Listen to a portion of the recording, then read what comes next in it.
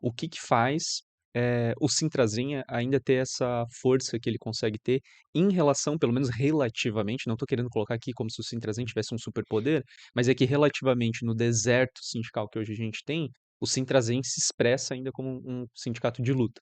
Tu já mencionou um aspecto que eu acho que ele deve ser fundamental, que é o aspecto de linha. Vocês não caem numa leitura institucionalista. A lei falou isso, pronto, a gente abandona e vai embora. Tem algo além desse aspecto de linha política que você considera que é importante, que mantenha um sindicato forte, com um lastro na base? Aí eu voltamos para os anos 80. A nossa estrutura de atuação, ela é aquilo que fez com que o movimento sindical brasileiro criasse uma clivagem, né, contra a estrutura que vinha do varguismo, da ditadura militar, que é o quê? Fortalecer a organização para o local de trabalho. Para mim é isso. Começa aí. A gente tem representantes e a gente batalha e discute para ter cada local de trabalho tem que ter o seu representante sindical de base, que vai ser o responsável pela comunicação e discussão com a direção sindical eleita, né, que vai estar à frente do sindicato. Essa é uma questão que acho que muita gente perdeu. A organização por local de trabalho tá lá. Pegar todo o sindicato, o Brasil vai estar na sua cartilha de formação sindical, isso. Ninguém nega. Mas muita gente perdeu e a prática de organização por local de trabalho, ela só vai ter vida se a direção sindical alimentar. Ou seja, ela precisa estar constantemente na base da categoria conversando, discutindo e ouvindo o que que os trabalhadores têm para apresentar a partir do local de trabalho. Não é uma tarefa simples, a gente sabe que a própria, você falou aqui, uma coisa importante é a questão do financiamento, com a retirada. Nós nunca defendemos o imposto sindical, eu particularmente também não, nem o Sintrazen na sua história, porque a gente acredita que a manutenção da estrutura dos trabalhadores tem que ser financiada pelos próprios trabalhadores para ter independência do Estado. O CUT nasceu contra isso, né? Inclusive lá nos anos 80. É uma concepção importante, a separação, a total independência frente ao Estado, né? E a governos. Isso é um princípio que também tem no Sintrazen, é total independência frente ao Estado, patrões e governos. Só que a estrutura sindical no Brasil, nessa institucionalização que eu te falo, não só das leis, ela foi se adaptando à unicidade e ao sistema de financiamento que a gente tem, tinha, né, até a reforma trabalhista, até 2017. 2017, que tirou o imposto sindical. A unicidade permanece ainda, né? Então ela passou a viver, ao invés de viver da filiação voluntária do trabalho, passou a viver do imposto que caía na conta. Um automatismo. Que inclusive ela era contrária, né? Que, inclusive não toda a estrutura sindical, diga-se, né? Justiça seja feita, tô falando aqui porque eu atuo dentro de uma central sindical, que é a CUT. E, inclusive ela era contrária, que é a maior, né, hoje é a maior central sindical.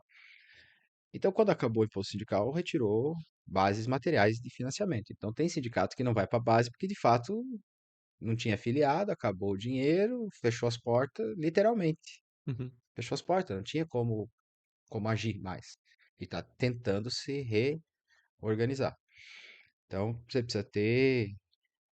Isso é um problema hoje, para ir para a base. Tem o problema político também, né? Mas esse também é um problema político também, mas ele é Claro. de outra ordem. Às vezes tem gente, muita gente honesta, que até queria fazer mais, mas não consegue porque não tem financiamento para isso, né? Não foi, no nosso caso, a gente não foi afetado, porque como a gente nunca aceitou o dinheiro do imposto sindical, mesmo ele virando lei lá para reconhecer as centrais, 2003, não me falha a memória, a gente nunca devolvia para o trabalhador a parte dele, né? Então, não, Automaticamente vocês a devolviam. gente devolvia. Porque tinha uns Não, não, que a gente tinha posição de congresso, de assembleia, mas a gente sempre votava, né? uhum. A nossa posição era devolver, mas todo ano, quando tinha imposto sindical, a gente fazia assembleia É que tinham e umas votava. estruturas sindicais que devolvia, mas só se o trabalhador fosse lá, pedisse individualmente, alguma coisa Uhum. assim, né. Tem a questão que você precisa fazer a cartinha lá. Uhum. Essa história da cartinha também eu acho ruim, dos dois lados, né?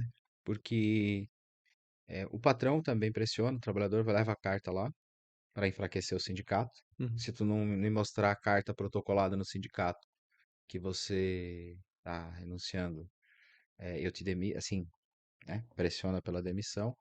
A gente fazia, não é nosso caso, a gente fazia em assembleia, que essa história da carta tem os dois lados, né? O sindicato que Claro. pedia a carta e ficava, né, obstaculizando. Nós fazíamos discussão em assembleia, era muito tranquilo.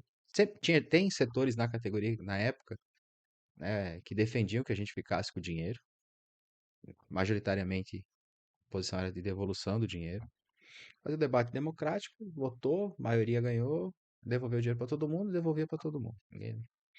Então, mas voltando aqui, sobre o Sintrazen, né? Então, trabalho de base, organização por local de trabalho, a independência frente ao Estado, né, e a governos, essa questão da independência financeira, É um bom aspecto, isso inclusive, conta, na verdade, né? Porque e, vocês não ficaram desprevenidos quando, inclusive, caiu, né?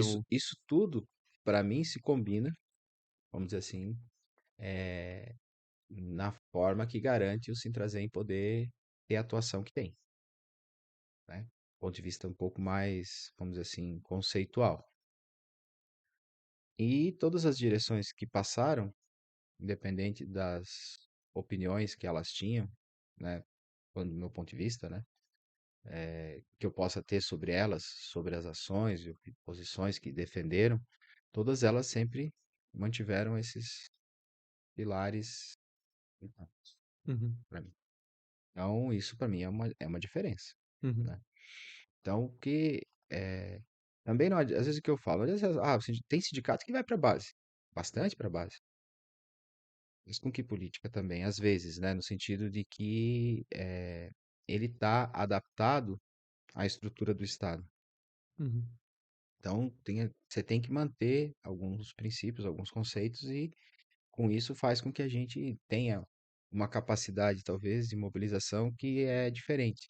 Tem um outro elemento nessa questão da independência financeira, Thiago. A média de sindicalização no Brasil caiu muito, caindo, né? Isso aí é Tem tudo. algum número para ter Ah, ideia? posso te passar depois, agora que de cabeça eu Claro, claro. não vou, Mas caiu, não vou. caiu nos últimos. Caiu, vem caindo e vem caindo e vem caindo. O número de trabalhadores sindicalizados no Brasil vem caindo.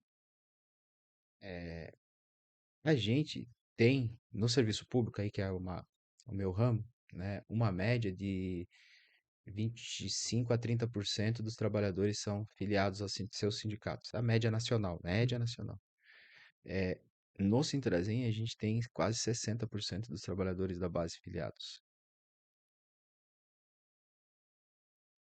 E a gente não é um sindicato que tem ações assistencialistas. Tem sindicato que filia porque tem uma concepção, né, diferente, que o sindicato tem lá médico, dentista, enfim, serviços que ele oferece para os seus filiados. A gente não tem nada, oferece nada. É assim, desse tipo de Só a luta serviços. mesmo. Desse tipo de serviço, não. O sindicato trabalha, você vai se filiar, tá na nossa fichinha lá de filiação. Você está se filiando porque isso aqui é uma ferramenta de luta para lutar pelos seus direitos, tal, tal. Conta um pouco a história do sindicato, é isso aqui. Você filia para ajudar a manter, né, essa estrutura funcionando dessa forma, desse jeito. Esse é um número importante. Então, ele revela algumas coisas, né? Que Uhum. não é fácil filiar trabalhador a sindicato, né? Quem atua na esquerda, atua no movimento sindical, um dos aspectos, ainda mais em Santa Catarina, né? Que um dos aspectos que todo mundo fala da extrema-direita e da direita governar, a primeira coisa é sindicato é coisa de vagabundo, não participe de sindicato, não serve para nada e só querem tomar teu dinheiro. Esse é o discurso raso da direita. E eu não acho que os trabalhadores do Sintrazen estão vivendo numa bolha, né? Eles se relacionam com essas pessoas. Eles não estão presos numa bolhazinha, eles não conversam, não conhecem Claro. ninguém que fala isso para eles. Estão submetidos a esse tipo de pressão o tempo todo. Então, acho que essas outras questões que eu te falei que garantem com que eles, né, hoje se filiem, se mantenham filiados, inclusive tenham orgulho de Sim, serem filiados, né?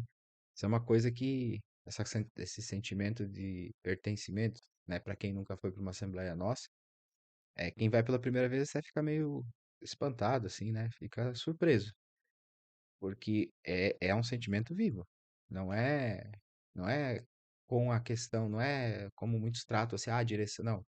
O Sintrazen somos nós, né, o Sintrazen é a nossa ferramenta, a entidade sindical é algo muito presente nos trabalhadores, seja da CONCAP, seja da prefeitura, né? Nas atividades políticas. Eles percebem o sindicato faz a diferença, fez ou faz, ou é importante na vida deles, já foi em algum momento, e eles defendem essa conquista. E é outra coisa que não é muito comum, né?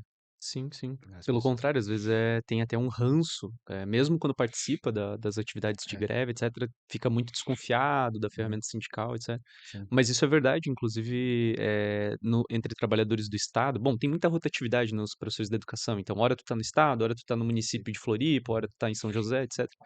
E eu já tive muitos companheiros de trabalho que, volta e meia, já estiveram na prefeitura de Florianópolis e estavam pelo Sintrazem e enche a boca para falar, então fala com orgulho, etc. Como foi bom o momento em que atuava pelo Sintrazem, etc. E aí, camarada, gostou desse corte? Quer ver o Prelúdio chegar cada vez mais longe? Então junte-se a nós. O Prelúdio é um podcast socialista e revolucionário, construído de forma independente e autofinanciada para analisar a realidade da conjuntura brasileira e contribuir com a luta da nossa classe. Com o seu apoio, conseguimos crescer cada vez mais. Há duas formas de fazer isso. Uma é se tornando membro da escola, da IFOP Vânia Bambirra, por apenas R$ 10 por mês, e a outra é fazendo uma doação de um valor pontual que for possível para você. As duas formas nos ajudam bastante, então não deixe de contribuir se for possível. Além disso, você também nos ajuda se inscrevendo nesse canal, curtindo e compartilhando os nossos materiais para chegar cada vez mais longe. É isso, até uma próxima, tchau, tchau.